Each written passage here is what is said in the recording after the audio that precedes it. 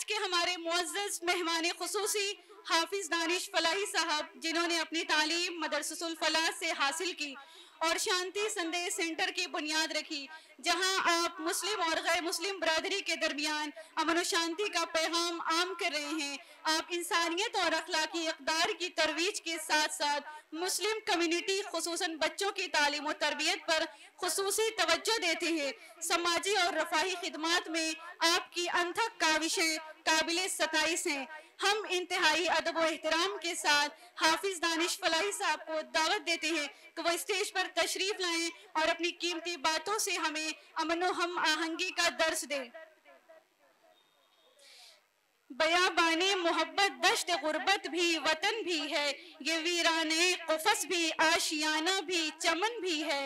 मोहब्बत ही वो मंजिल है कि मंजिल भी है सहरा भी, जर्स भी कारवां भी राहबर भी राहजन भी है। अल्हम्दुलिल्लाहि रब्बिल आलमीन वस्सलातु वस्सलामु अला सय्यिदिल अंबिया वल मुरसलीन व अला साइरि सहाबति व ताबईन, अम्मा बाद। क़ाल नबी सल्लल्लाहु अलैहि वसल्लम खैरुन नास अनफउन नास, औ कमा क़ाल अलैहि सलातु वस्सलाम। मुअज़्ज़ज़ सामईन, इस स्कूल के ज़िम्मेदारान, मेहमाने खुसूसी हज़रात और मेरे छोटे छोटे प्यारे प्यारे मासूम बच्चों और पर्दा नशीन माओ, चूँकि इंतहाई मुअज़्ज़ज़ तरीन लोग बैठे हुए हैं और एक तालिब इल्म असल में सीखने आता है, और अगर गलती से उसे सिखाने वाले की जगह खड़ा कर दिया जाए तो ये थोड़ी सी अच्छी बात नहीं। मैं तो सीखने वाला हूँ, सीखने वालों की महफिल है, बैठ के कुछ सीख लेता और मुझे यहाँ खड़ा कर दिया गया तो सिखाने की इस्तिताअत तो नहीं है, लेकिन कुछ छोटी छोटी बातें हैं जो मुझे सिर्फ आपसे शेयर करना है। हो सकता है कि वो मेरे तजुर्बात भी हों, या हो सकता है कि मेरे अपने जज्बात और ख्यालात और एहसासात भी हों। हम लोग जब जामतुल फलाह में पढ़ा करते थे तो हमारे यहाँ मकतब की तालीम के बाद जो इब्तिदाई और सानवी तालीम है उसमें फारसी की किताबें पढ़ाई जाती थी। ये एहसास होता था कि हम मौलवियों को आखिर फारसी क्यों पढ़ाई जाती है, क्या जरूरत है।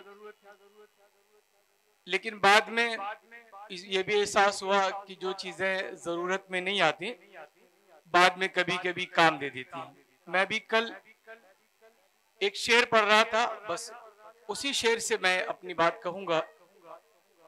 अल्लामा जलालुद्दीन रूमी अलैहिर्रहमा का वो शेर है कि तफाउत अस्त मयाने शुनीदन मनवतू, तफाउत अस्त मयाने शुनीदन मनवतू, तो गलके बाब वो मन में फतह बाब मिशनुम।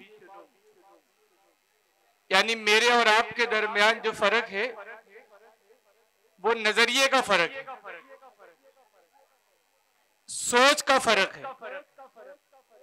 एक आवाज आती है, आपको लगता है कि ये तो दरवाजा बंद होने की आवाज है, और मुझे लगता है कि नहीं, ये दरवाजा खुलने की आवाज है। उम्मत को आज इसी नजरिए की जरूरत है। मसाइल है, लेकिन जो इस प्रोग्राम का थीम है, जो मौजू है, हमारा वजूद और हमारा आइन, अगर हम आइन पर सिर्फ एक लफ्ज कहें तो ये है कि हमारे मुल्क के आईन ने हम हिंदुस्तानी मुसलमानों को जो आज़ादी दी है, वो आज़ादी उस आज़ादी से कहीं ज़्यादा बेहतर है जो अहले मक्का ने नबी पाक अलैहिस्सलातु वस्सलाम को दी थी। यह हमारा नसीब है कि मक्का वालों की कठिनाइयों का सामना अभी हमारे सामने नहीं आया है। तो ये बात भी दुरुस्त है, इस पे भी बात होनी चाहिए। अहले इल्म की महफिल है, वो तफसील से जानते भी होंगे। यहाँ मसाइल हैं हमारे यहाँ। हम हिंदुस्तानी मुसलमानों के साथ इधर चंद सालों में, मैं 10 साल कह सकता हूँ, 12 साल कह सकता हूँ, इन चंद सालों में जो कुछ हमारी इबादत गाहों के साथ हो चुका, या जो कुछ हमारे साथ अभी हो रहा है, या जो कुछ आने वाले दिनों में हमारी तालीम गाहों के साथ, हमारे मदारिस, हमारे मकातिब और हमारे उलमा के साथ, या हमारे वजूद के साथ आने वाले दिनों में जो कुछ होगा, इस पे बात होनी चाहिए, बुनियादी बात होनी चाहिए। लेकिन मैं समझता हूं कि अहले इल्म के दरमियान इस पर भी बहस होनी चाहिए कि हमारे आईन ने हिंदुस्तानी मुसलमानों को अपने वजूद को बचाने के लिए, अपनी इबादत गाहों को बचाने के लिए, अपनी तालीम गाहों की हिफाजत के लिए जो आज़ादियां दी थी, हमारे कायदीन ने उन आज़ादियों का कितना फायदा उठाया, इस पे भी बात होनी चाहिए। हमने दरवाजा बंद होने की आवाज सुनी है या दरवाजा खुलने का मिजाज रखते हैं? हालात बहुत खराब है, लेकिन इन खराब हालात में हमारे लिए रास्ता क्या है, हम जिंदगी के रास्ते कैसे तलाश करेंगे, इस पे बात होनी चाहिए। बंद हालात पे बात होनी चाहिए, खराब हालात पे गुफ्तगू होनी चाहिए। लेकिन आज भी हमारे आईन ने हम हिंदुस्तानी मुसलमानों को अपने मदारिस खोलने का, अपनी स्कूल खोलने का, अपने बच्चों की आला तालीम का जो नज्म दिया है, जो आज़ादी दी है, उस आज़ादी का कितना फायदा उठाया। एक सीनियर वकील बैठे हुए हमारे सामने, आप बता दीजिए, आप तमाम लोग गवाह हैं, हमारे मुल्क में या आपके इलाके आजमगढ़ में हमने इस आज़ादी का फायदा उठाकर कितने वकला पैदा किए। आईन ने आज़ादी दी थी वकला पैदा करने की, हमारे समाज में कितने अच्छे वकील पैदा हुए। आईन ने आज़ादी दी थी अच्छे जजेस पैदा करने के लिए, हमने कितने जजेस पैदा किए। हमारे आईन ने आज़ादी दी थी अच्छे सिविल ऑफिसर देने के लिए, हमारे लोगों ने, हमारे कायदीन ने कितने अच्छे ऑफिसर्स पैदा किए। इस पर भी बात होनी चाहिए, यह भी हमारी बात का महवर होना चाहिए। तो मसाइल हैं, लेकिन मसाइल के दरमियान रास्ता निकालना ये तरक्की याफ्ता कौमों के मिजाज में शामिल माना जाता है, और मसाइल का रोना रोना ये जवाल पजीर कौमों का अलमिया माना जाता है। मैं बिलरियागंज से मेरा ताल्लुक है, यहाँ के इलाके के बारे में बहुत जमाने बाद आया हूँ, नहीं जानता जमीनी हकीकत, लेकिन अपने इलाके की एक जमीनी हकीकत में बताता हूँ। हालात बहुत खराब है, लेकिन इन खराब हालात में एक अच्छी बात मैं आपको बताना चाहता हूँ। हमारा जो बिलरियागंज का इलाका है, करमैनी का इलाका, चाँदपट्टी का इलाका, बिलरियागंज का इलाका, बिंदवल जराजपुर के जो इलाके हैं, जो हाईवे है, ये जो संदरपुर का सरामीर और फूलपुर का हाईवे, यहाँ भी हादसे होते हैं, रोड एक्सीडेंट बहुत होते हैं, आमदोरफ्त है तो हादसे होते रहते हैं। हमारे यहाँ अभी शायद साल भर नहीं गुजरा, जामतुल फलाह के एक सीनियर उस्ताद से जनाब मास्टर मसूद साहब, उनका रोड एक्सीडेंट हुआ बिल्कुल फजर की नमाज के बाद, बिल्कुल बिलरियागंज हाईवे पे। एक्सीडेंट करने वाला, गाड़ी चलाने वाला, गाड़ी का ड्राइवर गैर मुस्लिम था। ऐसे बहुत सारे हादसा आपने भी देखे होंगे। और जिसका एक्सीडेंट हुआ, जिसके साथ हादसा हुआ, वो एक मुसलमान इंतहाई मुअज़्ज़ज़ घराने से, मजबूत घराने से ताल्लुक रखने वाला जामतुल फलाह के एक मौक़र उस्ताद थे। हादसा हुआ, लोग दौड़े, गिरने वाले को बचाया, लड़ाने वाले नौजवान को भी लोगों ने बचाया, उसकी भी मरहम पट्टी की, और उसके बाद उसे जाने दे दिया। उसे मारा नहीं लोगों ने, उसे तकलीफ नहीं पहुंचाई लोगों ने, उसे कैद नहीं किया लोगों ने। ऐसे आए दिन हादसे होते हैं मुसलमानों की बाजारों में, और मरने वाला अगर मुसलमान होता है, लड़ाने वाला अगर गैर मुस्लिम होता है, तो कोई मुआखजा नहीं होता। यही आप सूरत हाल जरा बदल के देखें। आप गैर मुस्लिम इलाकों में चले जाएं, गैर मुस्लिम बाजारों में चले जाएं, अगर लड़ने वाला गैर मुस्लिम और लड़ाने वाला मुसलमान है तो एक कत्ल के बाद दूसरी हत्या हो जाती है, एक हादसे के बाद दूसरा हादसा वही रोनुमा हो जाता है।